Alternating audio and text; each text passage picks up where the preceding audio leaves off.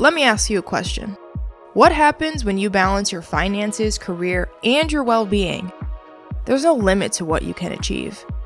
I'm Jalen Vickery, your host and guide on how to build wealth with wellness. Living in a world of information overload and misleading highlight reels, Finance, Fitness, Finesse is a podcast to help you realize you're not woke, you're broke, and how to change that in your favor. If you're looking to elevate your wealth, well-being, and discover the power of balance, tune in to learn why money matters, but wellness counts.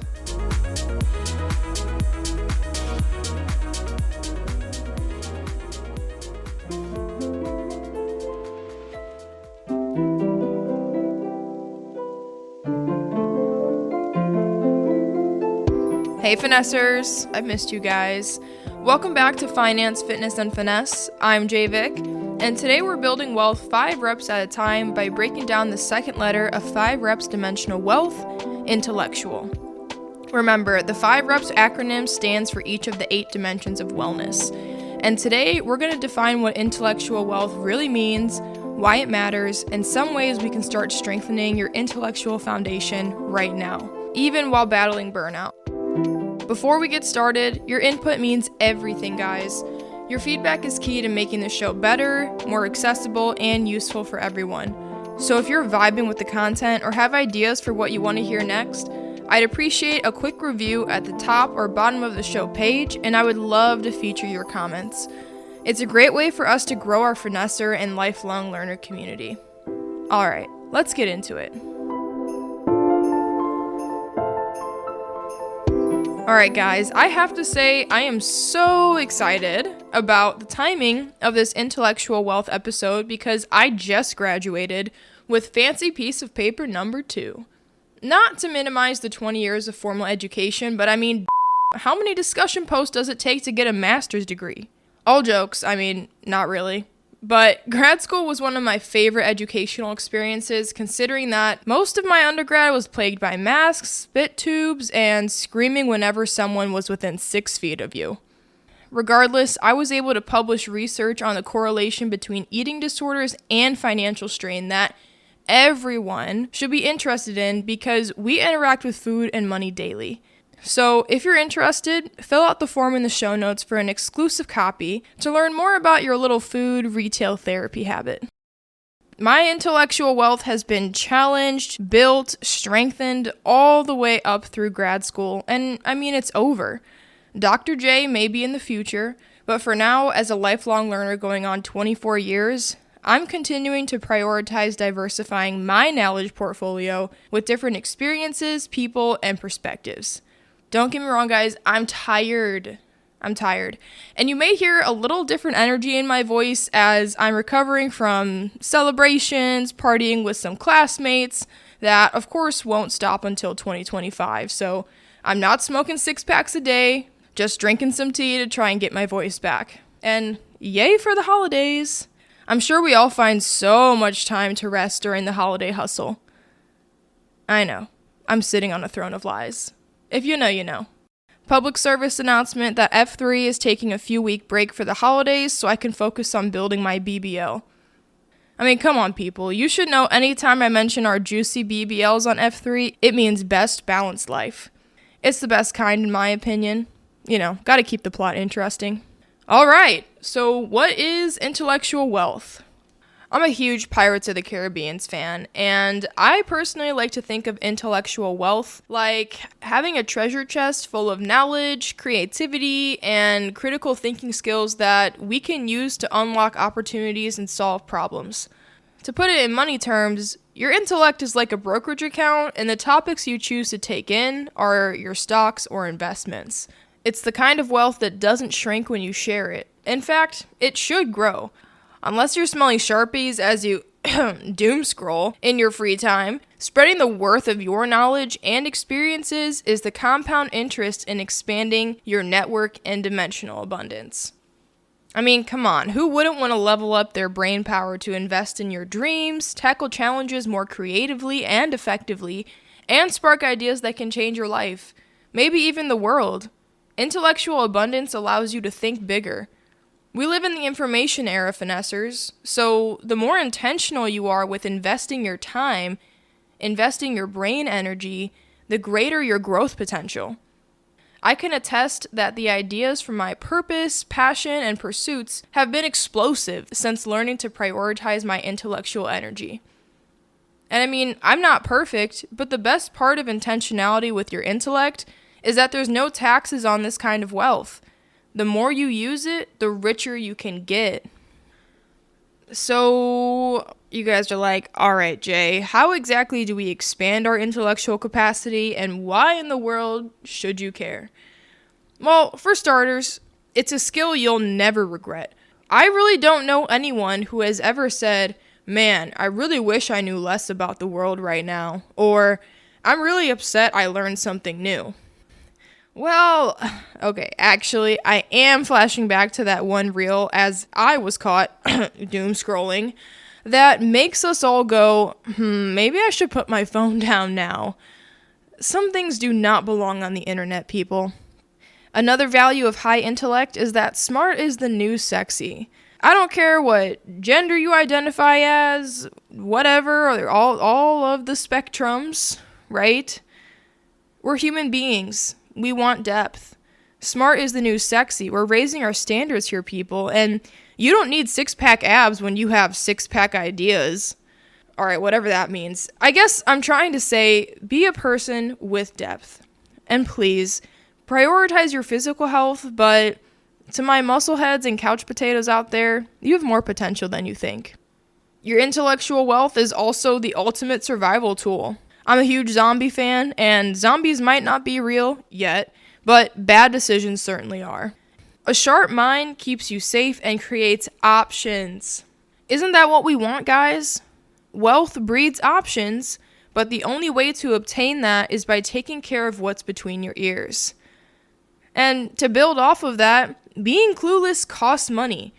Again, something that's happened to me just because I either didn't take the time or didn't ask enough questions for things like not getting a benefits summary before I go to the doctor and then get hit with a $400 bill later that I had no idea that 15 minutes would cost me. But I mean, whether it's buying overpriced insurance or falling for sales gimmicks, scams, fraud, etc., which is insanely on the rise right now, a sharp intellect saves you cash, money, and energy. To close out why you should care about your intellectual capacity, here's the PMO, also known as power moves only. A well-fed intellect turns you into a chess master in a world of checkers players. Analogy aside, I never thought I'd be able to learn how to play chess until I did, and honestly, I was more upset with myself that I didn't take the time to simply apply myself earlier. So, how do you make deposits into your intellectual wealth account? What do I mean by that? Dimensionally wealthy people need to be aware that everything we interact with is either a deposit or withdrawal into the development of our individuality. There's only one you on this planet, which makes the potential for growth in your intellect infinite. It's you against you, finessers. So let me ask you this. How often are you pouring into and challenging your intellectual capacity? Dimensional wealth looks different for everyone. Intellectual wealth, especially, is very fluid because it means what it means to you. We're all interested in different things. If you're super into tech, love coding, design, etc., I mean, maybe you're a gamer and have high intellectual wealth you value on how to play a certain game. Cool. I bring up gaming tech because I know a lot of people who get crap for being gamers. The only question I encourage you to ask yourself, gamer or not, is whether or not your high levels of intellectual wealth in certain fields is actually giving back to the lifestyle you seek in pursuit of balanced dimensional wealth. Does your intellect feed your health and aid in producing the abundant balance you seek? The 5-reps mentality is about embracing that you can do at least 5 things for yourself weekly or monthly to compound your intellectual wealth deposits. That gets me into the 5 things I recommend for your 5-reps mentality to build dimensional wealth with your intellect. Number 1, train yourself to catch when you are invalidating your knowledge, experiences, or capabilities. Once you stop invalidating your pain, you can really start dealing with it. Once you stop invalidating your lack of knowledge, you can really start learning. This is always number one for any dimension, for me and for the majority of people I talk to. Baseline in the human experience is to compare. Comparison breeds a lack of confidence and continued invalidation. I don't care if your screen time is over 3 hours a day on your phone or whatever. You, as a human being, are one of the most advanced beings on this earth. Self-awareness of your self-talk matters. I have intrusive thoughts too, but I've learned as best I can to lasso that thought, mentally pin its down as I firmly say, that's not me. That negative thought is not me. You think that's cheesy or something? I'm at a higher level of thinking. Higher than I thought I was capable of, and I know I have more to unlock. And the best part of building my BBL, I'm finally at a point in my life where I can confidently state I see no limitations in my intellectual ability to learn and understand. I used to doubt myself. I still have to battle it sometimes. But I have my lifelong learner community in this network of thinking, and I'm bringing as many people with me to the promised land. And if you don't get it, well, I suppose this is where you stop listening and go back to your brain rot cycle of doom scrolling. I'm here for you when you really want change. Number 2, understand your street smarts versus your book smarts. Intellectual wealth does not only mean organized academics, guys. I mean, ask yourself, am I typically better at solving problems out on them streets or cracking open books? It really makes me irritated when I hear people say, oh, she's more book smart or she's more street smart. Like, we all have different talents, and why should anyone place labels or limitations on another person's abilities when you haven't even really looked at yourself? A few ways that I've boosted my street smarts include talking to people with different experiences. I mean, everybody has tips and tricks for handling the game of life that you may not even know yet. And with that, get curious about your surroundings. Pay attention to patterns, shortcuts, even how people navigate tricky situations. Start looking at the street signs. The main streets you drive on, you should know the street signs. Observation is your superpower. Whether you're in or out of school, you can boost your book smarts by taking courses on topics that interest you. Learn a new skill, language, or do simple things to challenge your neural pathways like brushing your teeth or eating with the opposite hand. Maybe I'm a psych nerd, but I find it interesting because switching hands engages the opposite hemisphere of your brain, sparking new neural connections that can improve memory, focus, coordination, and creativity. It's low-key a mini workout for your mind. And let me say this one more time. If anyone ever tells you that you have book smarts but not street smarts and vice versa, first, do your best to refrain from even continuing to engage with such a small-minded person. But if you need something to say, I would hit them with the old, you're not woke, you're broke. And that can't stop you from learning to build your BBL on all sides of intellect. Limited people in your life get very uncomfortable when you show the courage to test your limitations. Listen, finessers, don't let them limited leeches latch onto you, please. Number 3, engage in meaningful conversation. The dividends are insane when you surround yourself with curious and thoughtful individuals who inspire and challenge you. Hello! Welcome to F3. No matter who may or may not be listening to this show, I took up the hobby of podcasting because I was interested in expanding my network and having conversations with some of the most intellectually advanced professionals all over the world. I mean, that's why I call them savvy scholars. They're my learning opportunities, my connections, and the interviews on this show have been critical in expanding my knowledge, creating opportunity, and challenging my own perspectives. Communication creates change, and it works. Number 4 is diversify your knowledge portfolio with self-exploration. Everyone's preferences for self-exploration varies, and it should be. You're uniquely you. Whether you like to journal, work out, or try to beat the algorithm with doom scrolling, I encourage you to try different ways to reflect on your experiences, beliefs, and growth to really deepen your understanding and retain the new things you interact with on your day-to-day. I love listening to podcasts, watching documentaries, exploring films or arts from cultures and viewpoints different from my own. The easiest way I find to diversify your knowledge portfolio, just see what's interesting, boring, or funny. Take note of the moments where you actually laugh or your interest is really piqued, so that you can intentionally find what speaks to you. You'd be surprised what comes up.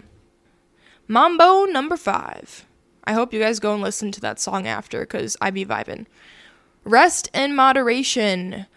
Let me ask you, which ways do you pour into intellectual wealth rather than diminishing your returns with things such as doom scrolling? Doom scrolling. I keep talking about it.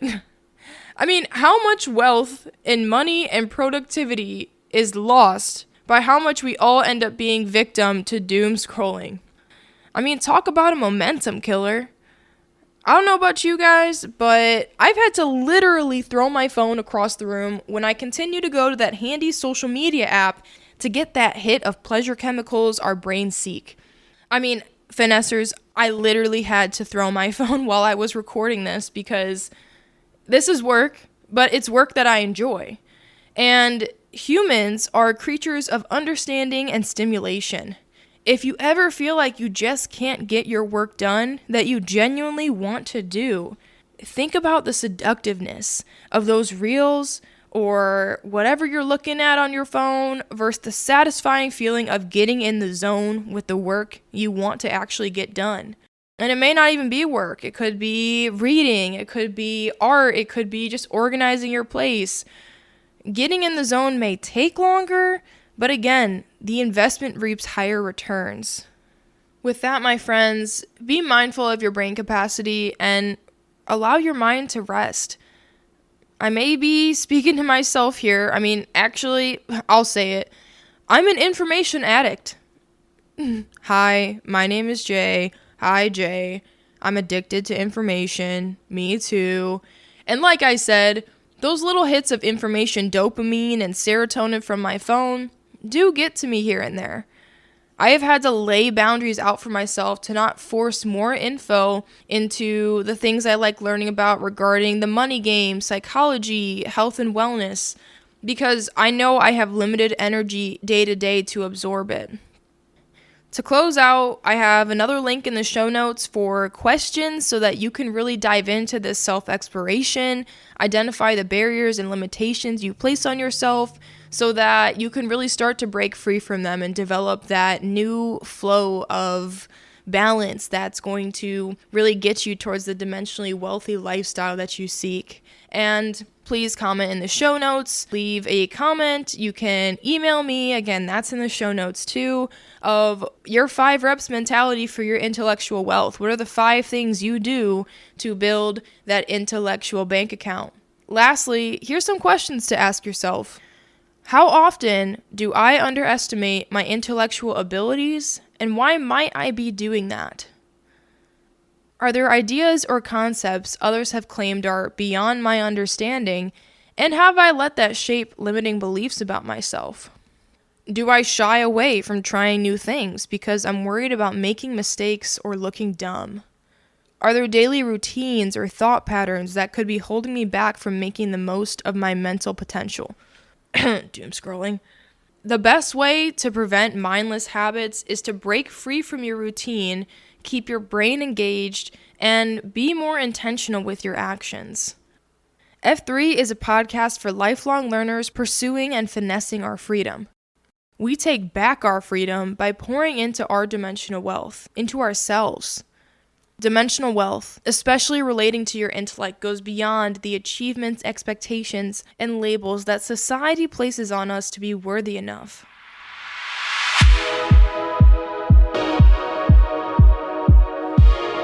And that's all for today's episode on intellectual wealth. I'm here with y'all finessing every day, and I hope I can serve as a reminder that small steps can lead to big changes with the momentum mindset.